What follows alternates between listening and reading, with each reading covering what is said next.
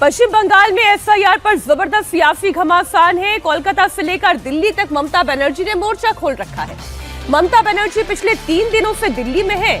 ममता बनर्जी ने पहले चुनाव आयोग के खिलाफ मोर्चा खोला, चुनाव आयुक्त के खिलाफ महाअभियोग लाने का प्रस्ताव का समर्थन किया और अब वो सुप्रीम कोर्ट में दलील रखने जा रही है। बड़ी खबर यही है कि एसआईआर पर आज सुप्रीम कोर्ट में बड़ी सुनवाई होने जा रही है। इसमें दलील रखने के लिए आज खुद ममता बनर्जी सुप्रीम कोर्ट जा रही हैं। वो घर से सुप्रीम कोर्ट के लिए निकल चुकी हैं। पार्टी की ओर से इस मामले पर वो दलील रखेंगी, खुद काले कोर्ट में दिखाई देंगी। एलएलबी की डिग्री उनके पास है, वो ये कर सकती हैं। सुप्रीम कोर्ट में आज chief justice Suryakant, justice Joy Mallya Bagchi और जस्टिस विपुल एम पंचोली की पीठ मामले की सुनवाई करेगी। ममता बनर्जी वकील के तौर पर खुद अपना पक्ष रखेंगी। एसआईआर के खिलाफ ममता बनर्जी हर मोर्चे पर लड़ रही हैं। कोलकाता की सड़क से लेकर दिल्ली तक उनका हल्ला बोल जारी है। इलेक्शन कमीशन में जाकर पहले उन्होंने वहां मीटिंग की, चुनाव आयुक्तों से वो भिड़ गई, ईडी से फाइल कभी वो छीन लेती है। अब सुप्रीम कोर्ट में वो अपने लिए दलीलें भी रखेंगी। दरअसल ममता बनर्जी ने कानून की पढ़ाई की है और 2003 तक वकील के तौर पर वो कोर्ट में प्रैक्टिस भी करती रही है। लेकिन आज सुप्रीम कोर्ट में वाकई में एक अलग तस्वीर देखने को मिलेगी। फायर ब्रांड ममता बनर्जी सरकार के खिलाफ एकमात्र सबसे ज्यादा, अगर मैं यूं कहूं कि दिलेरी के साथ, ताकत के साथ, साम दाम दंड भेद के साथ अगर कोई लड़ने वाली विरोधी नेता दिखाई दे रही है तो वो ममता बनर्जी दिखाई दे रही है। ममता बनर्जी की पार्टी टीएमसी ने एक पोस्टर जारी किया। इसमें मुख्यमंत्री ममता बनर्जी फाइलों के साथ सुप्रीम कोर्ट की ओर बढ़ती हुई दिखाई दे रही है। वो आपके सामने भी रखती हूं तस्वीर। पश्चिम बंगाल के मुख्यमंत्री ममता बनर्जी मतदाता सूची के विशेष गहन पुनरीक्षण के खिलाफ यानी कि एसआईआर के खिलाफ सुप्रीम कोर्ट में होने वाली सुनवाई में भाग लेंगी। इससे पहले ममता बनर्जी ने चुनाव आयोग के खिलाफ महाअभियोग लाने वाले प्रस्ताव का समर्थन भी किया। ममता बनर्जी क्या कह रही हैं, उस पर पलटवार कैसे हो रहा है, दोनों बयान हम आपके सामने रखते हैं। तो हम बताएंगे, हम फील्ड छोड़ेंगे नहीं, हम एक भी इंच जमीन नहीं छोड़ेंगे। अगर वो निकाल भी दे, हमारा तो भरोसा है जस्टिस मिलेगा। अगर नहीं मिलेगा तो सब सोचा जाएगा कैसे करेंगे। लेकिन बीजेपी नहीं आएंगे बंगाल में। Peoples hate BJP. देखिए, अगर आपका रुपया से 20 रुपया काट लिया तो आपको तो प्रभाव होता है, लेकिन वो 20 रुपया जो काट लेगा ना, अगर आप कोई ट्यूशन कर लेगा तो उसको आपको आ जाएगा और बीजेपी का लोगों ने हमको वोट दे देंगे। देखिए, अगर कोई चीज जेन्युइन होता है, प्रैक्टिकल होता है, जनता का हित में होता है, हम भी चाहते हैं उसका इम्पीचमेंट हो। नंबर हमारा नहीं है, लेकिन इम्पीचमेंट भी हो सकता है ना। प्रोविजन तो है, रिकॉर्ड तो हो जाएगा। अगर ऐसा कुछ वो करते हैं तो हम भी हमारा पार्टी को एमपीस को कॉन्फिडेंस में लेके डिस्कस करके, हम लोग तो जब कोई पब्लिक इंटरेस्ट में होता है हम सब इकट्ठा होकर ही काम करते हैं, उसमें हमारा कोई एतराज नहीं है। ममता बनर्जी अपनी पूरी ताकत के साथ लड़ रही है, लेकिन बीजेपी के नेता दिलीप घोष क्या कहते हैं कि ये सब ड्रामा है, ये ड्रामा है और ड्रामे से वो चुनाव नहीं जीत सकती है। एक बाइट ये भी आप सुन लें। ड्रामा करने के लिए पूरा मीटिंग हो गया 1.5 घंटा का, सारी बातचीत हो गई चुनाव कमीशन का। उसके बाद बाहर आके नाटक करने क्या है, काला कपड़ा लेके गए, तैयारी करके पूरा ड्रामा करेंगे, क्योंकि ड्रामा करके अब इलेक्शन नहीं जीत पाएंगे। बिहार उसका उदाहरण है। और काला कपड़ा तो अप्रैल के बाद ही पहनना है, अभी क्यों पहन रहे हो, शोक मनाना पड़ेगा उसमें। अब दिलीप घोष इसे ड्रामा कहे, सरकार इसे पैंतरेबाजी कहे, लेकिन इस वक्त अजीत जी विपक्ष के जितने नेता हैं, एसआईआर पर राहुल गांधी ने भी तो मोर्चा खोला था, लेकिन ये तो सड़क से लेकर पार्लियामेंट से लेकर चुनाव आयोग के दफ्तर से लेकर और अब सुप्रीम कोर्ट में काला कोट पहनकर भी आएंगी।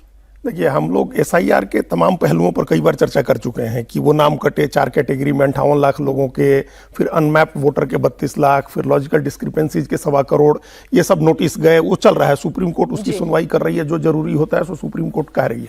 अब ये कानूनी लड़ाई या एसआईआर की लड़ाई से ज्यादा अब एक राजनीतिक लड़ाई हो गई है। इसको एक पॉलिटिकल डायमेंशन ममता बनर्जी ने दे दिया है, और ये किसी नेता की सबसे बड़ी खासियत होती है कि आप अपने एडवर्स सिचुएशन को कैसे अपने पक्ष में बदलने की कोशिश करते हैं। उनको लग रहा है कि एसआईआर एक एडवर्स पोजीशन है उनके लिए, अगर नाम कटते हैं बहुत बड़ी संख्या में लोगों को, उन 58 लाख के अलावा, तो फिर उनको बड़ा नुकसान हो सकता है। तो अब उसको अपने एडवांटेज में बदलने के लिए वो ये सारी चीजें कर रही हैं। वो अपनी इस इमेज को मजबूत कर रही हैं कि हम सड़क पर उतरते हैं, लड़ते हैं, हम भारतीय जनता पार्टी के खिलाफ लड़ रहे हैं, केंद्र सरकार के खिलाफ लड़ रहे हैं। एक तो ये बात है।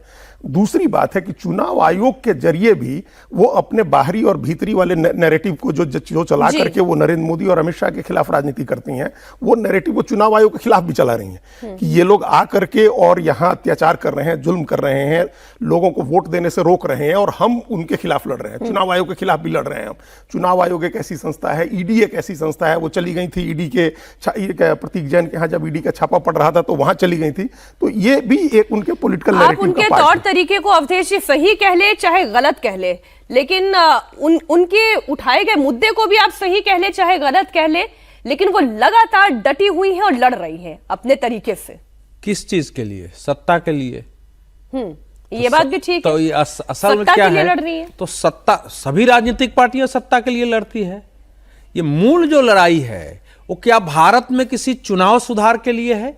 क्या बंगाल के किसी विशेष, मतलब बंगाल में कोई ऐसी क्रांति जिससे आर्थिक विकास हो जाए, लोगों में शांति स्थापित होकर, इतना ही प्रयास वो बंगाल में शांति स्थापित के लिए की होती, अगर यही प्रयास वो मालदा मुर्शिदाबाद में की होती, और यही प्रयास अगर उन्होंने लोकतंत्र के प्रति इनकी प्रतिबद्धता थी, अगर चुनाव के बाद जिन लोगों को मार मार के घर जला के पश्चिम बंगाल से बाहर की उसके लिए की होती तो बात है। लेकिन देखिए, ये जो इशू है इस समय, आज वो वकील के एक साथ वो सुप्रीम कोर्ट भी जा रही है, चुनाव आयोग के पास जा रही है, और चुनाव आयोग के बारे में आके कह रही है कि मैंने तो उनको कहा है कि आपका हाल धनकर के जैसा होगा, यानी बीजेपी आपको वही हालत करेगी। हालांकि ब्यूरोक्रेसी में या एक संवैधानिक संस्था में एक राजनीतिक पद में अंतर होता है।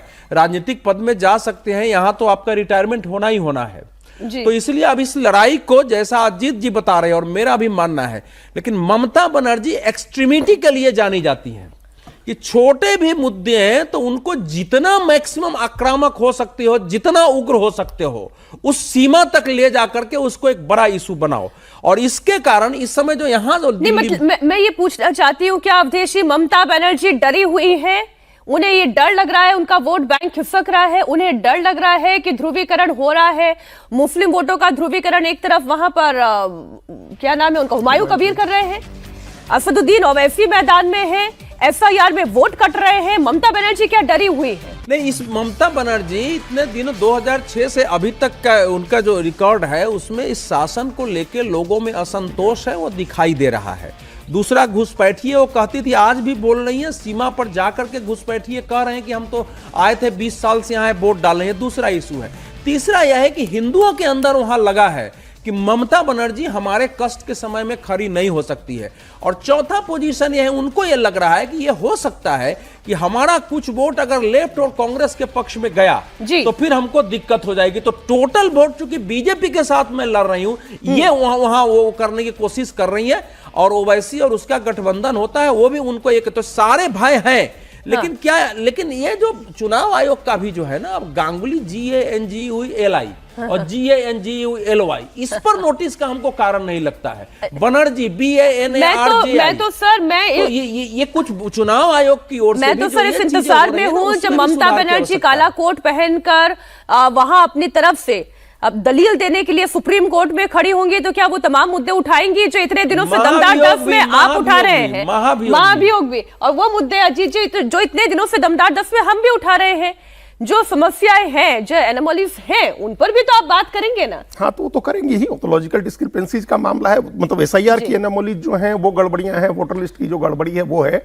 अब वो इसके बहाने अपोजिशन को भी एकजुट करने की कोशिश कर रही है वो। और आपने देखा होगा कि अखिलेश यादव ने जा करके कोलकाता में जब वो गए अखिलेश यादव, तो वहां जा करके उन्होंने कहा कि भाई भाजपा से सिर्फ एक ही नेता लड़ सकता है, और वो नेता ममता बनर्जी हैं। जी। तो ये बात कही उन्होंने, ममता, ये अखिलेश यादव ने, तो ये उसी इमेज को बहुत मजबूत कर रही हैं कि भाजपा से हम ही लड़ सकते हैं, और भाजपा एक बाहरी लोगों की पार्टी है, और चुनाव आयोग ये जो बात आपने अजीत जी कही कि भाजपा से हम ही लड़ सकते हैं, इसके पीछे में तर्क जो मैंने जहां से शुरुआत की थी बात की, राहुल गांधी ने यात्रा निकाल ली लेकिन उसको लॉजिकल एंड पर लेकर नहीं आए, और दूसरा चुनाव में भी उसका हश्र क्या हुआ, कांग्रेस पार्टी को कोई पूछने वाला नहीं। तो आज राहुल गांधी चुप हैं इस मामले में, क्योंकि उनको भी लग रहा है कि लीडरशिप ममता बनर्जी की मजबूत हो रही है, अपोजिशन का जो बिखराव है वो भी इसमें दिख रहा है। ऐसा अखिलेश यादव ने क्या किया? अखिलेश यादव भी प्रेस कॉन्फ्रेंस करते हैं, मीटिंग करते हैं, संसद के बाहर एक दो बाइट दे दी, लेकिन जब मैदान पर लड़ने की बात आती है तो क्या अखिलेश यादव भी दिखाई देते? मैं तो एक लड़ाई करने के तौर तरीके, भले ही आप ये कहें कि सत्ता के लिए लड़ाई हो रही है, लेकिन ममता बनर्जी अच्छी लड़ रही है या नहीं? नहीं, ममता बनर्जी बहुत अच्छी लड़ रही है, और ये उनकी इमेज है ना। 92 में जब ज्योति बसु मुख्यमंत्री थे तो ममता बनर्जी को घसीट करके बाल पकड़ के राइटर्स बिल्डिंग से निकाला गया था, और उन्होंने ये संकल्प लिया था कि मैं अब मुख्यमंत्री बनकर के राइटर्स बिल्डिंग में आऊंगी। तो 2011 में वो मुख्यमंत्री बन के गई, उसके बाद वो लगातार लड़ती रही।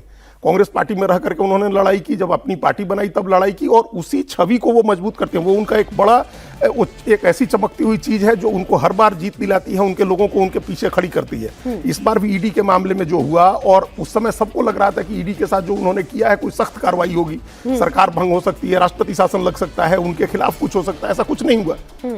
अब ऐसा कुछ नहीं हुआ तो इससे उनकी स्ट्रीट फाइटर वाली इमेज मजबूत हुई, लगा कि उनको कोई कुछ नहीं कर सकता, वो किसी से भी लड़ सकती हैं। ममता बनर्जी इस वक्त जिस तरह से एसआईआर के मुद्दे पर जंग लड़ रही हैं, राहुल गांधी, अखिलेश यादव, तमाम विपक्ष के नेता उनसे ट्यूशन ले सकते हैं।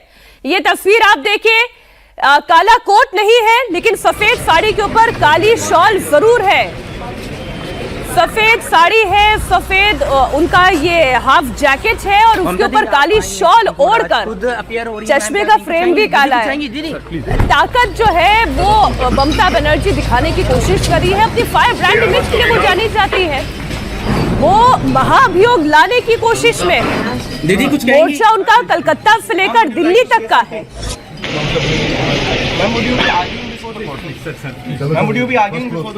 तो एसआईआर से वोट खिसकने का रिस्क जो है अवधेशी, वो कितना बड़ा है, ये डर कितना बड़ा है, और ये लड़ाई कितनी बड़ी है, और ये चुनाव कितना इंपॉर्टेंट है, वो इस तस्वीर में दिखाई दे रहा है। किसी प्रकार से कुछ वोटर लिस्ट जो है उसमें वो बचाने की भी कोशिश है उनकी, लेकिन देखो फायर ब्रांड हम कहे ना, फायर ब्रांड का मतलब वो कोई भी राजनीति की मर्यादा भी होती है, हर चीज में फायर ब्रांड नहीं होती है। चुनाव आयोग के विरुद्ध इस समय विपक्ष जिस ढंग से पूरे देश में माहौल बनाने की कोशिश कर रहा है, और एसआईआर को ऐसा बना रहा है कि जैसे चुनाव आयोग एसआईआर असंवैधानिक तरीके से, और जो एक आरोप लाया गया है कि भाजपा का एजेंट होकर कर रही है ना, ये अपने राजनीतिक दलों की विफलता है।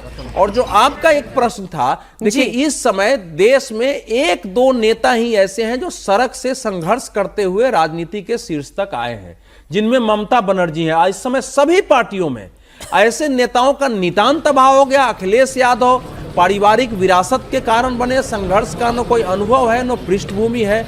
राहुल गांधी, उनकी कोई पृष्ठभूमि नहीं है, तो ये लोग उनका ममता बनर्जी का मुकाबला नहीं कर सकते हैं। लेकिन ममता बनर्जी की ये जो ऊर्जा है, ममता बनर्जी उन्हें लीड तो कर सकती नहीं, है, वामपंथी समझा तो सकती है कि लड़ाई कैसे लड़ी जाए। पश्चिम बंगाल में कम्युनिस्टों के निरंकुश शासन या कहो निष्ठुर शासन के विरुद्ध संघर्ष करके, लाठियां खा करके, और अपने कार्यकर्ताओं की बलि, उनकी कार्यकर्ताओं की भी बलि चढ़ी है। जो महिला, जो व्यक्ति सत्ता में आया, उसको तो एक लोकतंत्र की व्यवस्था स्थापित करनी चाहिए। मैं बयान ममता बनर्जी का पढ़ दूं। ममता बनर्जी ने क्या कहा, देखिए इसमें तो वो काली शॉल ओढ़ी हुई भी दिखाई दे रही है, जिस बयान का मैं हवाला आपके सामने देने जा रही हूं, और तस्वीरें भी लाइव तस्वीरें हैं, आप देख रहे हैं। Will the election commission choose the government before the election? क्या इलेक्शन कमीशन चुनावों के समय गवर्नमेंट को चूज करेगा, यानी सरकार को चूज करेगा? वी आर वॉचिंग, हम देख रहे हैं। You have the power of the BJP, आपके पास बीजेपी की ताकत है। किसके पास? वो इलेक्शन कमीशन के लिए कह रही हैं, चुनाव आयुक्त के लिए कह रही हैं। We have the power of the people, हमारे पास जनता की ताकत है। So we boycotted the meeting, they have insulted us, humiliated us. वो कह रही है कि हमारा अपमान किया गया, हमें ह्यूमिलिएट किया गया। I am saying this type of election commission is very arrogant. He spoke with a certain attitude. Attitude की ही तो बात पिछली दफा अभिषेक बनर्जी भी कर रहे थे। बिल्कुल। एटीट्यूड की कमी तो ममता बनर्जी में भी कोई कम नहीं तो है। दिखाया ना उन्होंने, वो तो एटीट्यूड ही दिखा रही हैं। लेकिन ये हमने वही कहा, पहले जो कहा, ये इस बयान से वही बात की पुष्टि होती है कि वो बीजेपी को, चुनाव आयोग को, ईडी को, सीबीआई को, सबको एक बता रही कि ये सब मिले हुए हैं और सब ममता बनर्जी के खिलाफ लड़ रहे हैं, और ममता बनर्जी बंगाल को रिप्रेजेंट कर रही हैं, इसलिए ये सब लोग बंगाल के खिलाफ लड़ रहे हैं। ये जो बंगाल की पॉलिटिक्स पिछले 50 साल में एक ही बाइनरी में रही है, और वो बाइनरी है centre versus state, centre versus Bengal. और ये 50 साल हमेशा केंद्र में जिसकी सरकार रही है उसकी विरोधी सरकार बंगाल में रही है। तो ये इस बाइनरी में वहां चुनाव लड़े जाते हैं, और ये इस बाइनरी का एक हिस्टोरिकल पर्सपेक्टिव है, एक हिस्टोरिकल कॉन्टेक्स्ट है, जिसके लिए अभी हम लोग के पास समय नहीं रहता है।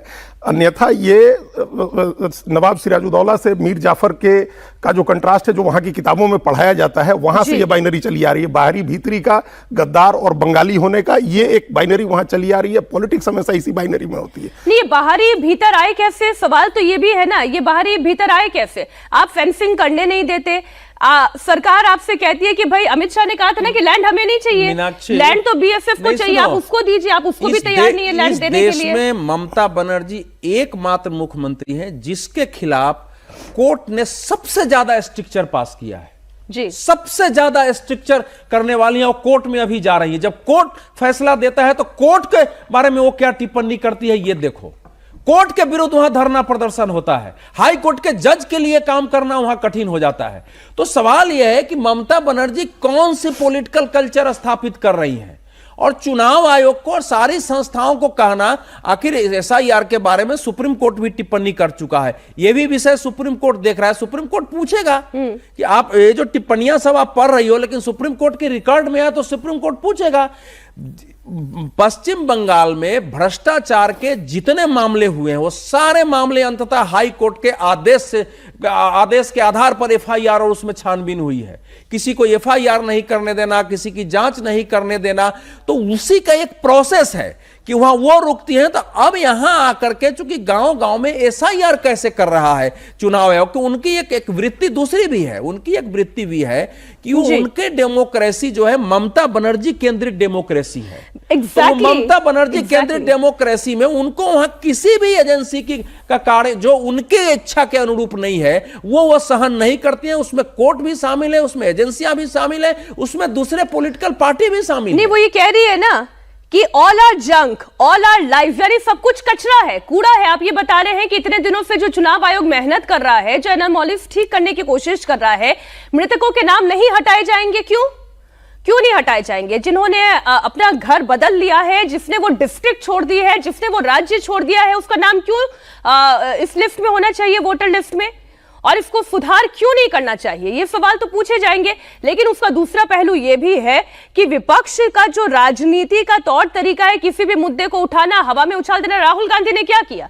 राहुल गांधी ने यही तो किया, संसद में उन्होंने चीन का मुद्दा उठा लिया, और उसके बाद एक ही बात को वो घोटते चले गए। एक ही आर्टिकल के दूसरे हिस्से को छोड़कर पहले ही आर्टिकल पर आप बात करते रह गए। लेकिन ममता बनर्जी वैसी लड़ाई नहीं लड़ती है।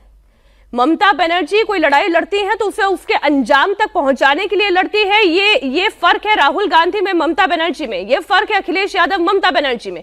ये फर्क है तेजस्वी यादव, ममता बनर्जी में। आप जितने ऑपोजिशन के लीडर्स की आप बात करेंगे ममता बनर्जी की, फिर आप तरीके को सही और गलत कह सकते हैं, लेकिन लड़ाई वो लड़ती हैं, ये विरोधियों को वो सिखा सकती है कि लड़ाई कैसे लड़ी जाती है। बिल्कुल। और ये अखिलेश यादव का समर्थन तो ये दिखाता, अखिलेश यादव ने जाकर के जो कहा कि आप सिर्फ ममता बनर्जी बीजेपी से लड़ सकती हैं, ये उनके इंटरनल कॉन्फ्लिक्ट का भी एक कारण था, मतलब कि वो एक प्रतीकित करता है। लेकिन ये दिखाना कि ममता बनर्जी लड़ सकती हैं, ये उनकी स्ट्रेंथ है, ये पॉलिटिकल स्ट्रेंथ है। और अभी 2 महीने में चुनाव होने वाले हैं, वहां अप्रैल में चुनाव होना है, तो उसके पहले ममता बनर्जी इस तरह से नहीं लड़ाई लड़ेंगी, तो उनके पास 15 साल के अपने शासन का क्या दिखाना है। और थोड़ा और बढ़ाएंगे, ये कह रहे हैं, वही कह रहे हैं कि 15 साल के शासन में, 15 साल राज किया आपने 2011 से 2026, इस 15 साल की उपलब्धियां तो बतानी होंगी ना। अब नारदा चिट फंड स्कीम है, शारदा चिट फंड स्कीम है, रोज वैली चिट फंड स्कीम है, टीचर्स शिक्षकों की भर्ती का एक स्कीम है, जिसमें सारे नेता पकड़े गए, कई लोग जेल में है,